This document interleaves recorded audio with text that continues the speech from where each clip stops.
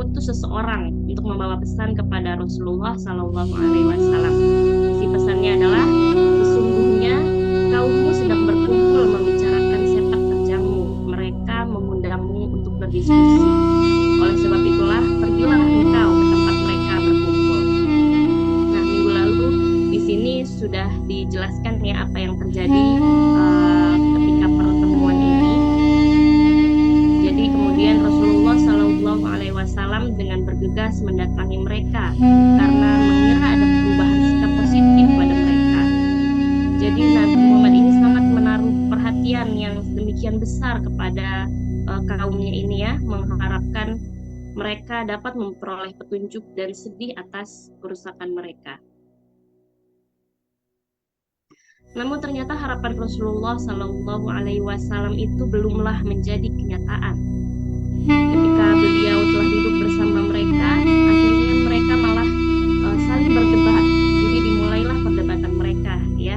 Inti dari perdebatan itu karena terlalu panjang untuk ditampilkan semuanya, jadi intinya mereka menuduh Nabi Muhammad Shallallahu Alaihi Wasallam telah menghina leluhur, agama dan kebiasaan mereka.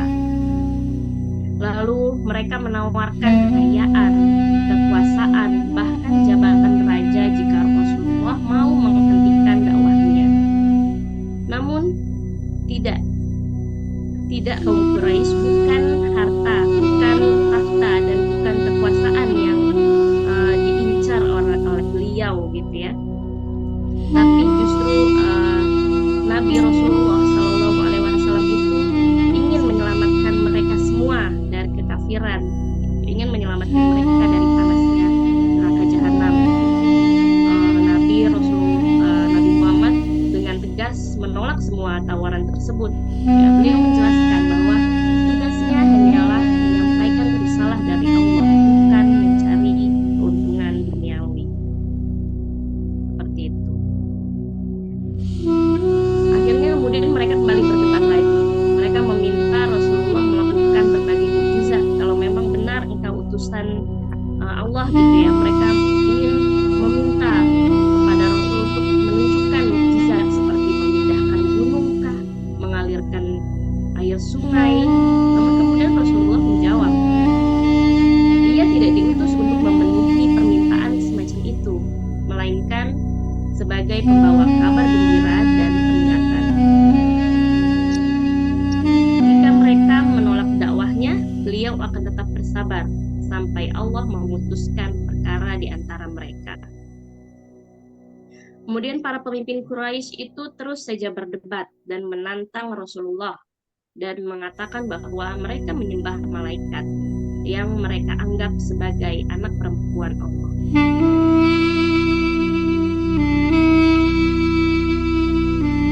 Ini ucapan mereka diabadikan dalam Al-Quran surat Al-Isra ayat 90-92. Mungkin dari ibu ada yang mau membacakan? Boleh saya mungkin aja dulu. Ya. Dan mereka berkata, kami sekali-sekali tidak percaya padamu hingga kamu memancarkan mata air dari bumi untuk kami, atau kamu mempunyai sebuah kebun kurma dan anggur, lalu kamu alirkan sungai-sungai di celah kebun yang deras airnya, atau kamu jatuhkan langit berkeping-keping atas kami sebagaimana kamu katakan, atau kamu datangkan Allah dan malaikat-malaikat terhadapnya berhadapan muka dengan kami. Ya, jadi itu ya ucapan dari para kaum Quraisy itu, saking mereka ingin menentang, mereka itu sampai meminta untuk dijatuhkan langit gitu kepada mereka, diberikan azab kepada mereka saat itu juga. Tapi mereka tidak mau percayanya kepada Rasulullah. Kemudian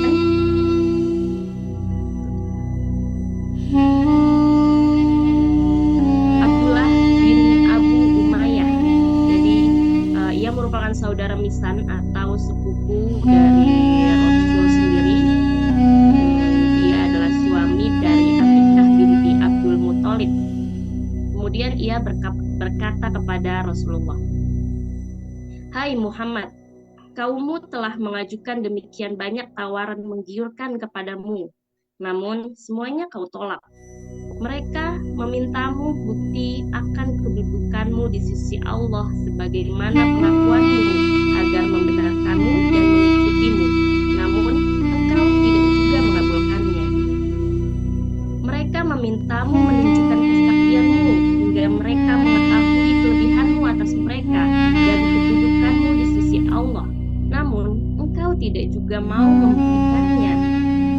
Mereka meminta percepatan siksa yang engkau ancamkan kepada mereka, namun engkau tidak juga mewujudkannya." Atau ya kira-kira sebagaimana itulah yang diucapkan oleh Abdullah bin Abu Umayyah. Demi Allah, lanjut si Abdullah bin Umayyah ini, "Demi Allah, sampai kapanpun aku tidak akan pernah mengimanimu hingga engkau membangun tangga ke langit. Kemudian engkau naik ke langit melalui tangga itu dan aku melihatmu tiba di sana. Setelah itu engkau mengambil 4 malaikat yang memberi kesaksian untukmu bahwa yang engkau katakan memang benar. Demi Allah, jika engkau tidak mau melakukannya, jangan harap aku membenarkanmu." Seperti itu yang dikatakan oleh bin Umayyah itu, Abdullah bin Abu Umayyah, saudara dari Rasulullah sendiri. Jadi di sini dapat kita bayangkan ya ibu-ibu bagaimana kesedihan hati beliau gitu Rasulullah ketika perkataan seperti itu turun dari saudaranya sendiri, orang yang merupakan keluarga dekatnya, darah dagingnya. Jadi bisa sedemikian keras menolak kebenaran yang sudah begitu jelas datang.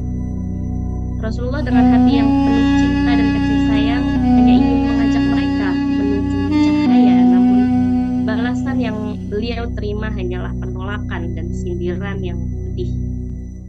Lalu kemudian Abdullah bin Abu Umayyah pergi meninggalkan Rasulullah Shallallahu Alaihi Wasallam dan Rasulullah sendiri pulang dengan perasaan sedih dan duka cita.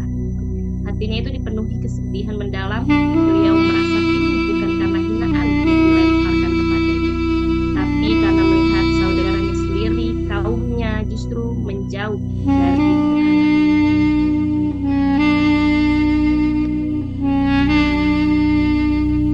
Kemudian setelah Abdullah bin Abu Umayyah dan Rasulullah pergi meninggalkan lokasi, kemudian Abu Jahal bangkit dan berkata, "Wahai orang-orang Quraisy, sesungguhnya Muhammad masih seperti dulu, tidak mau berhenti mencela agama kita," kata Abu Jahal, "menghina leluhur kita, mendungu-dungukan mimpi-mimpi kita, dan menghina sesembahan kita. Sungguh, aku berjanji kepada Allah besok pagi aku akan memukulnya dengan batu. Jika ia sujud dalam sholatnya, aku akan melempar kepalanya dengan batu itu. Jika itu terjadi, maka serahkan aku atau lindungi aku."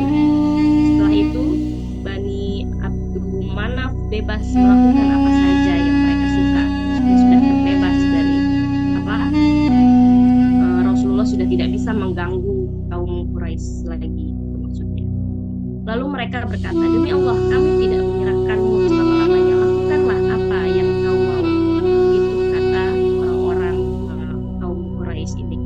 Astagfirullahaladzim. Jadi bukan hanya dengan perkataan saja mereka menyakiti Rasulullah, bahkan mereka ingin menyakiti beliau secara fisik, dan tidak ada orang yang menghalangi Abu Jahal yang berniat seperti itu.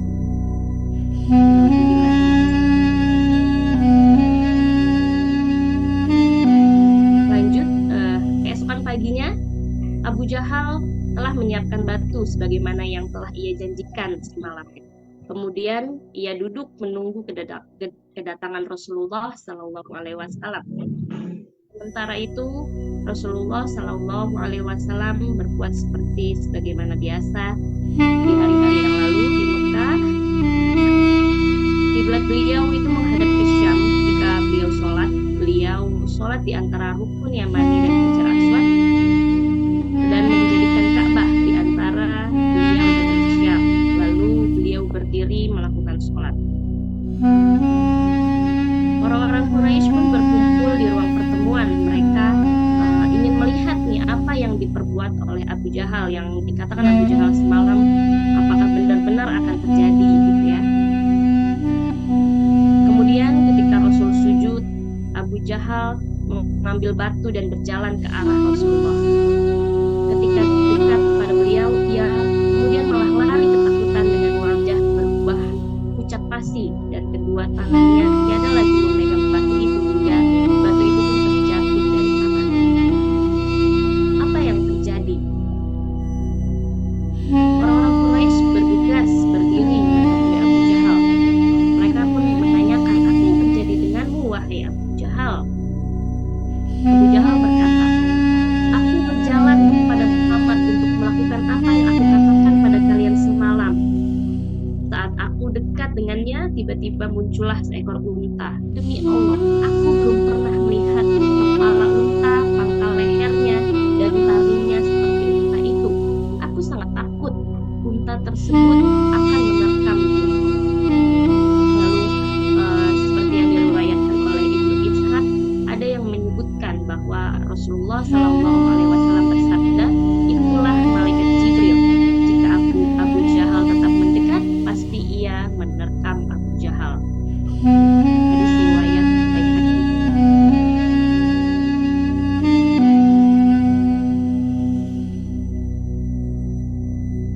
Kemudian ketika Abu Jahal mengalami tekanan seperti itu, bangkitlah An-Nadar bin Al-Harits bin Khaladah bin Abdu Manaf bin Abdudar bin Qusay. Ibnu Hisham menyatakan dia disebut An-Nadar bin Al-Harits bin Al-Qamah bin Khaladah bin Abdu Manaf. Kemudian An-Nadar bin Al-Harits ini berkata, wahai orang-orang Quraisy, demi Allah, sungguh telah datang kepada kalian sesuatu yang tidak bisa kalian berkilah darinya. Sungguh, sebelum ini Muhammad di mata kalian adalah anak muda belia, orang yang paling diterima di sisi kalian, orang yang paling benar ucapannya, dan orang yang paling tampak kejujurannya. Hingga ketika kalian lihat, dia mulai beruban dan dia datang kepada kalian dengan ajaran yang dibawanya. Kalian lalu menuduhnya sebagai penyihir. Tidak, demi Allah, ia bukan penyihir. Karena kita telah mengetahui penyihir, sihirnya dan bahul-bahulnya. Lalu kalian menuduhnya sebagai dukun. Tidak, demi Allah, ia bukan seorang dukun. Karena kita sudah sangat paham tentang dukun dan mendengar mantra mereka. Dan kalian menuduhnya sebagai seorang penyair. Tidak, demi Allah, ia bukan penyair, karena kita sudah mengetahui syair dan menyimak jenis-jenisnya. Kalian pun menuduhnya orang gila. Tidak, demi Allah, ia bukan orang gila, karena kita sudah pernah menyaksikan orang gila, misalnya keraguan-raguannya dan kekacauan pikirannya. Wahai orang-orang Quraisy, pikirkan persoalan kalian ini dengan cermat, karena demi Allah, sebuah masalah besar telah merongrong kehidupan kepada kalian. Kita flashback sedikit membicarakan tentang An-Nadar bin Al-Harits ini. Jadi dia termasuk dari gembong-gembong Quraisy ya, orang yang menganiaya Rasulullah Shallallahu Alaihi Wasallam. Dialah yang membuka front permusuhan dengan Nabi Shallallahu Alaihi Wasallam. Ia pernah pergi ke Al-Hirah dan di sana ia sering mendengar cerita-cerita tentang raja-raja Persia, kisah-kisah tentang Rustum dan Isfandiar. Setiap kali Rasulullah selesai berkhutbah untuk mengingatkan kaumnya tentang Allah dan hukumannya terhadap orang-orang terdahulu, kemudian An-Nadar bin Al-Harits ini dia akan duduk di tempat yang sama dengan tempat Rasulullah duduk. Lalu ia akan mengklaim bahwa perkataannya lebih baik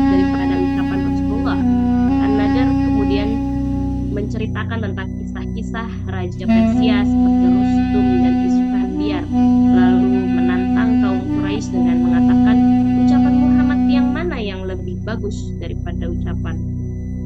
Itu yang dia katakan. Kemudian dalam Al-Quran ada 8 ayat tentang An-Nadr bin Al-Harits ini. Salah satunya adalah Quran surat Al-Qalam ayat 15. Apabila dibacakan kepadanya ayat-ayat kami, ia berkata, ini adalah dongeng-dongengan orang-orang dahulu kala.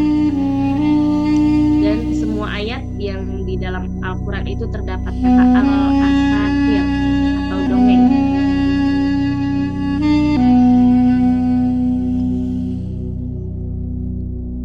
Baik, kita kembali ke plot cerita sebelumnya ya. Setelah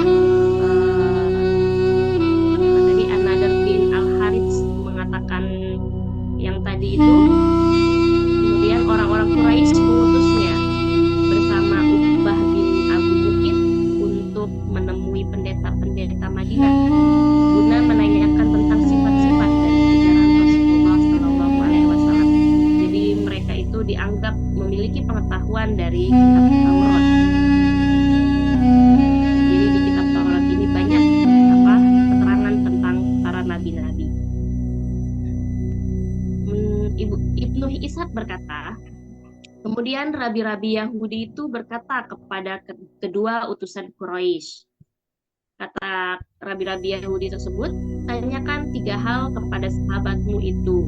Jika ia mampu menjawab 3 hal tersebut, ia memanglah seorang nabi sekaligus rasul.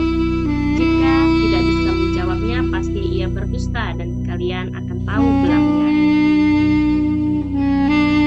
Apa saja pertanyaan itu? Tanyakan kepadanya. Yang pertama, mengenai pemuda-pemuda Ashabul Kahfi yang meninggal pada periode pertama dan bagaimana kabar tentang mereka, sebab mereka mempunyai kisah yang menarik.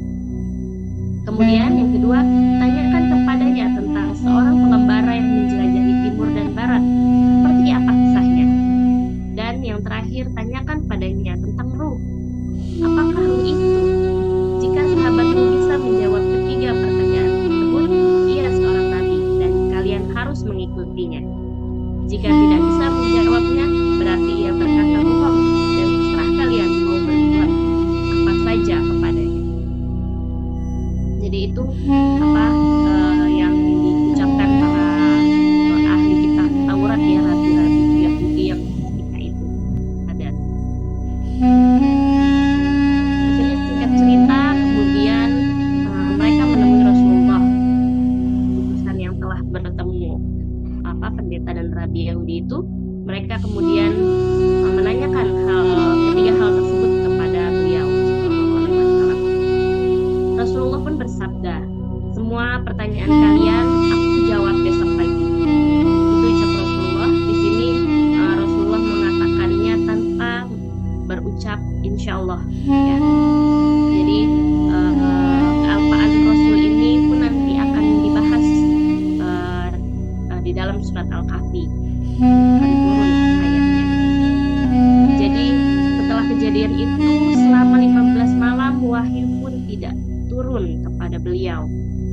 Hal ini membuat penduduk Mekah menjadi gusar. Kemudian mereka mulai mengejek bahwa Rasulullah belum menjawab pertanyaan yang dijanjikan. Selama 15 hari ini Rasulullah sangat bersedih karena komentar mereka dan terhentinya wahyu. Wahyu yang tidak turun selama 15 hari. Hingga akhirnya kemudian malaikat Jibril datang membawa wahyu Quran surat Al-Kahfi. Di sini Allah menegur ucapan orang-orang Quraisy yang membuat hati Rasulullah bersedih dan memberikan jawaban atas pertanyaan mereka. Allah yang Maha Tinggi membuka surat tersebut dengan pujian atas Allah Azza wa Jalla dan menjelaskan kenabian Rasulullah SAW dan pengingkaran mereka. Quran surat Al-Kahfi ayat 1. Segala puji bagi Allah yang telah menurunkan kepada hamba-Nya kitab Al-Quran dan Dia tidak mengadakan kebengkokan di dalamnya.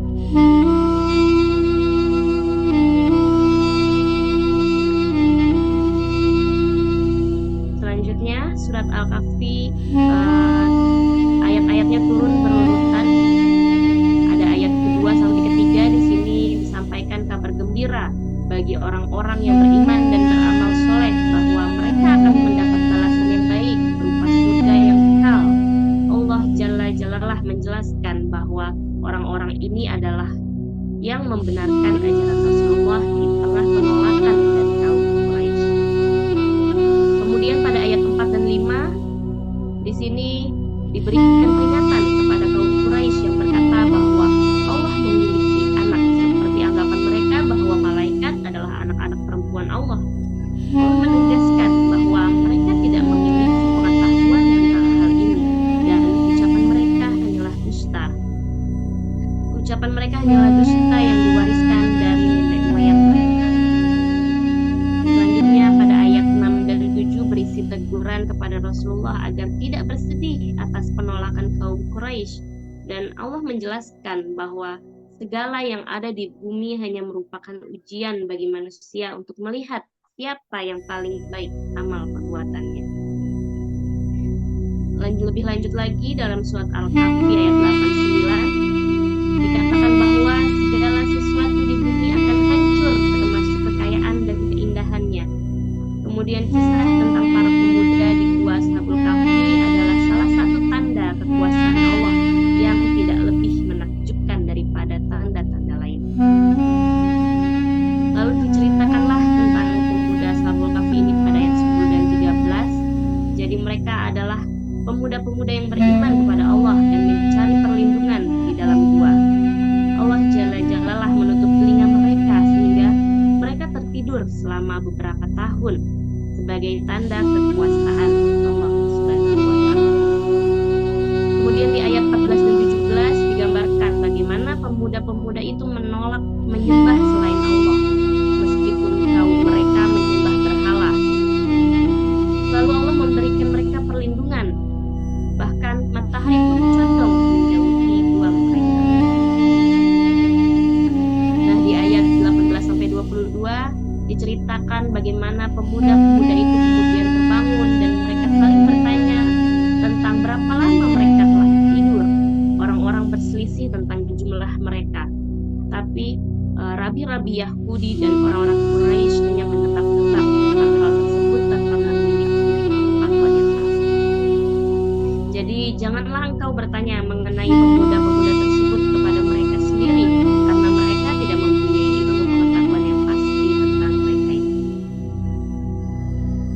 Lalu Allah Ta'ala berfirman tentang kealpaan Rasulullah berucap insya Allah ketika ditanya kaumnya dan hanya menjawab besok pagi. Di sini pada Quran surah ayat 23-24, dan jangan sekali-kali kamu mengatakan terhadap sesuatu, sesungguhnya aku akan mengerjakan itu besok pagi, kecuali dengan menyebut insya Allah. Dan ingatlah kepada Tuhanmu jika kamu lupa, dan katakanlah mudah-mudahan Tuhanku akan memberiku petunjuk kepada yang lebih dekat kebenarannya daripada ini. Jadi dari kealpaannya Rasulullah ini juga muncul ibroh ya, jadi turun surat ini yang mengingatkan kepada kita bahwa kita harus senantiasa berucap insya Allah jika ada sesuatu yang kita belum tahu akan terjadi kapan. Lanjut pada ayat 25, di sini dilanjutkan lagi kisah tentang Ashabul Kahfi, di mana disebutkan di ayat ini bahwa mereka tinggal di dalam gua selama 300 tahun ditambah 9 tahun lagi. Jadi totalnya 309 tahun. Ini adalah pernyataan yang diungkapkan oleh para rabi Yahudi sebagai bagian dari pertanyaan mereka tentang pemuda-pemuda tersebut ya. Jadi ayat ini sudah menjawab dari pertanyaan para rabi Yahudi itu. Ayat pertama.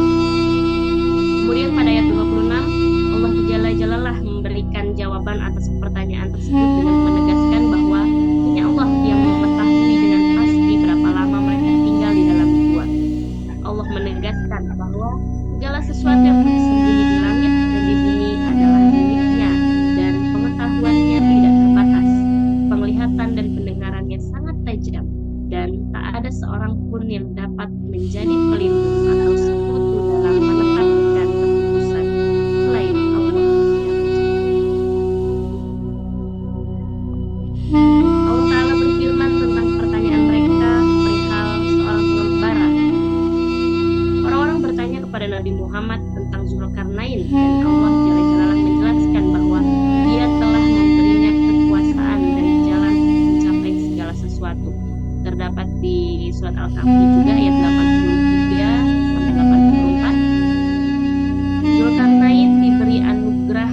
biasa dan mampu menjelajahi wilayah dari timur hingga barat